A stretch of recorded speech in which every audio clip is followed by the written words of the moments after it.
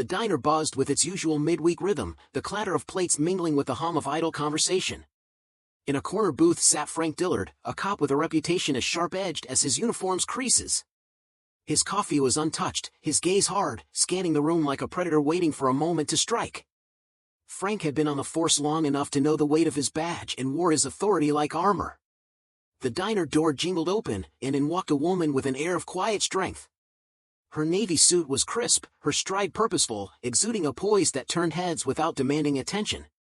She was an outsider here, her presence a stark contrast to the familiarity woven into the diner's fabric. As she approached the counter, the room's chatter softened, curiosity rippling through the crowd.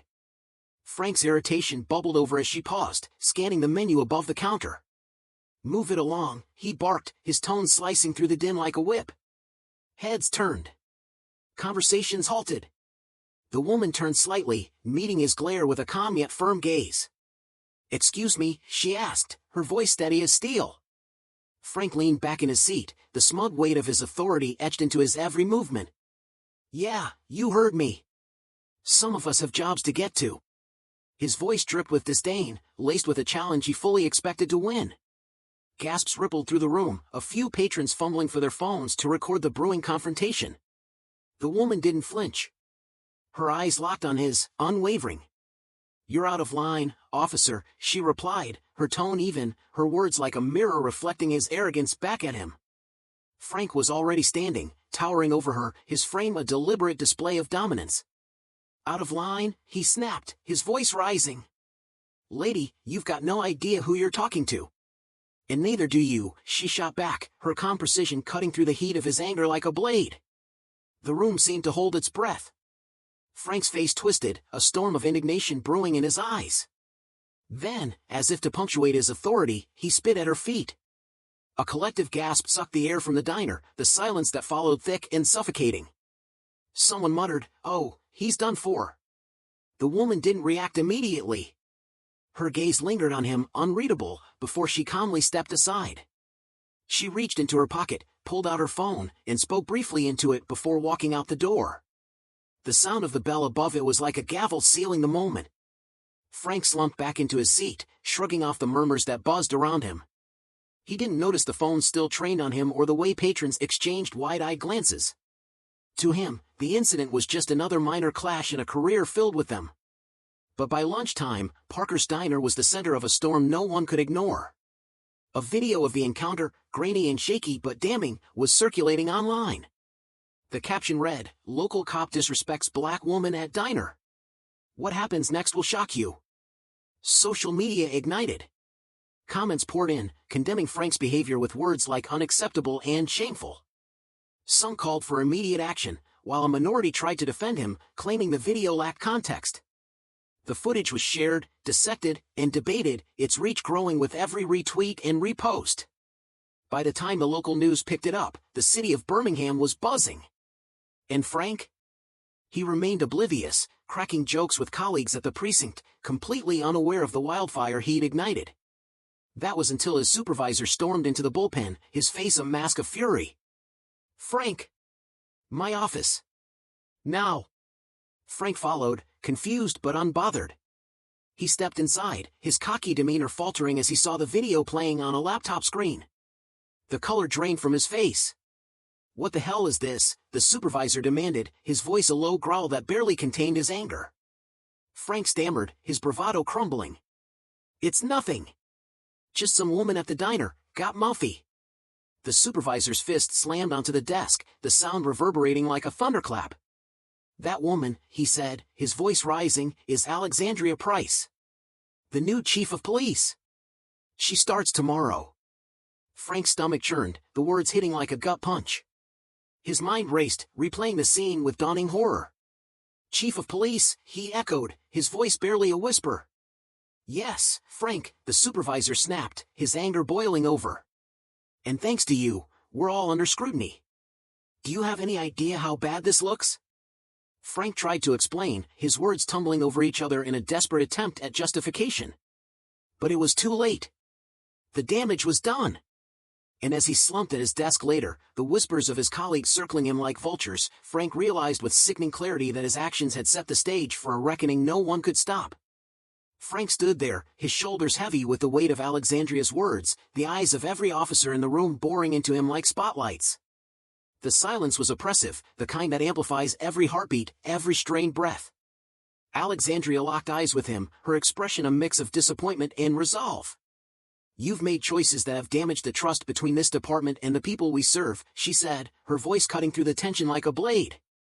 Each word was deliberate, measured, and filled with conviction. "This isn't just about you, it's about what you represent when you wear that uniform." Frank shifted uncomfortably, his gaze darting to the floor as murmurs rippled through the room. The other officers weren't just watching, they were judging, questioning their own roles in a system now under scrutiny. Alexandria continued, her tone unwavering.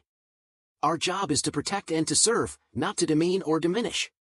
Every action we take reflects on all of us, and the people out there, our community, are watching. They're asking if we deserve their trust. Do we?" She paused, letting the gravity of her question settle over the room like a thick fog. No one dared answer. The rhetorical question hung there, demanding introspection. Frank's face was a canvas of shame and regret, but Alexandria wasn't finished. "Officer Dillard, your actions were unacceptable," she stated firmly, her words carrying a finality that left no room for doubt. "But this is also a moment for change, for you, for this department, and for the community we are sworn to serve. Trust isn't given, it's earned. And it starts now." The room was silent again, but this time, the air felt charged with something new, a challenge, a call to action. Frank slowly sank back into his chair, his head low, his mind racing. He wasn't just a man under fire, he was a symbol of the reckoning Alexandria was forcing them all to confront. Turning her attention back to the room, Alexandria's voice softened, but the intensity in her words remained. "Change is hard. It's uncomfortable. But it's necessary. If we don't face the cracks in this foundation, the whole structure will collapse. That's why I'm here. And that's why I'm asking each of you to look in the mirror and decide, are you here to uphold the values this badge stands for, or not?" The officers shifted uneasily, some nodding subtly, others staring straight ahead. It was clear that her words had struck a nerve. Alexandria didn't expect applause or agreement, she knew this was just the beginning of a long, arduous road. As the meeting ended and the officers filed out, Frank lingered, his steps slow and deliberate. The weight of what he'd done, what he'd become, felt heavier than ever. But for the first time, he felt a glimmer of something he hadn't expected, the possibility of redemption. Alexandria stayed behind, gazing out the window at the city she was determined to change. She knew this battle was far from over. But as she watched the officers leave, their heads bowed in thought, she allowed herself a small moment of hope. Change, she realized, didn't happen all at once, it started with conversations like this, one step at a time. Between the department and the community they served, a fragile silence hung in the air as Alexandria's piercing words echoed, "The real question is, what will you do now?" Frank opened his mouth, but nothing came out. The weight of her question lingered, pressing on the room like an invisible force. The pause stretched into an uncomfortable void. Alexandria leaned forward, her voice steady but unyielding. "This isn't about public humiliation," she clarified, her gaze never leaving his. "It's about growth. You have a choice, to learn, to change, to contribute to the solution, or to remain stuck in the cycle that brought us here." Frank nodded slowly, swallowing the lump in his throat. His voice, barely a whisper, broke the silence. "I want to do better." The room collectively exhaled, a faint easing of tension rippling through. Yet Alexandria wasn't done. Her tone remained resolute as she announced, "Officer Dillard will undergo additional training and serve a probationary period. He will also participate in community outreach programs to better understand the people we serve. This isn't just a punishment, it's an opportunity to prove that change is possible." The room's reaction was a mixed chorus. Some officers shifted uncomfortably, believing her approach was too lenient. Others nodded silently, recognizing the fairness of her decision. Frank left the meeting with a heavy heart, but for the first time in weeks, a glimmer of hope sparked within him. Perhaps this was his chance, not just to redeem himself in the eyes of others, but in his own. In the months that followed, the Birmingham Police Department began to evolve. Alexandria's reforms weren't just words, they were actions. Officers attended workshops led by community leaders, listening to raw, heartfelt accounts of fear and mistrust toward law enforcement. Many resisted at first, their walls of skepticism firmly in place. But as the stories seeped into their consciousness, change began to stir. For Frank, the path to redemption was grueling. As part of his probation, he was assigned to a local youth program in a predominantly black neighborhood. The first day, he stood awkwardly amidst a group of kids, his uniform a glaring symbol of the divide. "Why is he here?" one boy whispered loudly to another. Frank pretended not to hear, but the comment cut deep. It was a harsh reminder of the mistrust ingrained in the community. Yet, slowly, things began to shift. Frank started small, helping kids with homework, joining their basketball games, listening more than speaking. He wasn't perfect, but he was trying, and they noticed. One day, a young girl named Tasha approached him after a game. Her big, skeptical eyes locked onto his. "Are you really trying to change?" she asked, her voice carrying a mix of doubt and hope. Frank knelt to meet her gaze. "I'm trying my best," he replied honestly. She studied him for a moment before nodding. "Good, 'cause we're watching you." Her words stayed with him, a constant reminder of the responsibility he now bore. Meanwhile, Alexandria's efforts continued relentlessly. She met regularly with community leaders, ensuring their voices shaped departmental policies. At one meeting, an elder named Mr. Coleman pulled her aside. "Chief Price," he said, his tone weighted with decades of experience, "I've seen a lot of promises come and go. But you're the first to make me believe things could actually change." Alexandria's response was serious, her resolve unshaken. "I appreciate that, Mr. Coleman. But this isn't about belief, it's about action. And it's going to take all of us." Gradually, the community began to respond. Complaints against the police dropped, and residents attended public safety meetings, feeling heard for the first time. The department wasn't perfect, but the changes were tangible, the divide slowly narrowing. Frank, too, saw the impact of his efforts.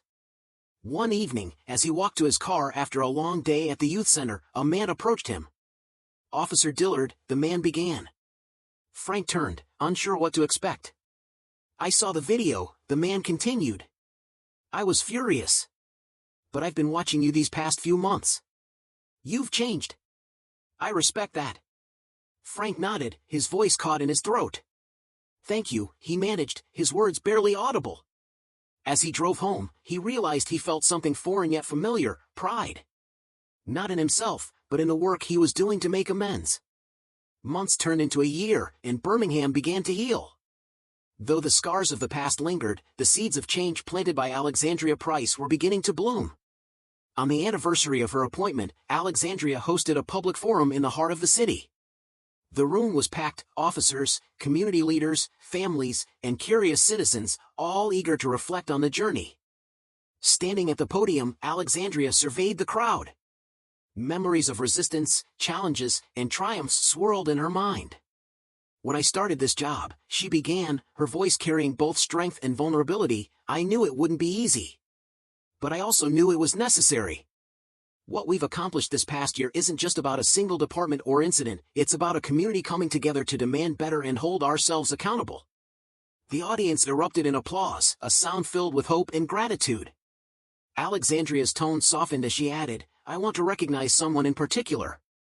Officer Frank Dillard, please stand." All eyes turned to Frank. Slowly, he rose, his discomfort evident but his determination unwavering.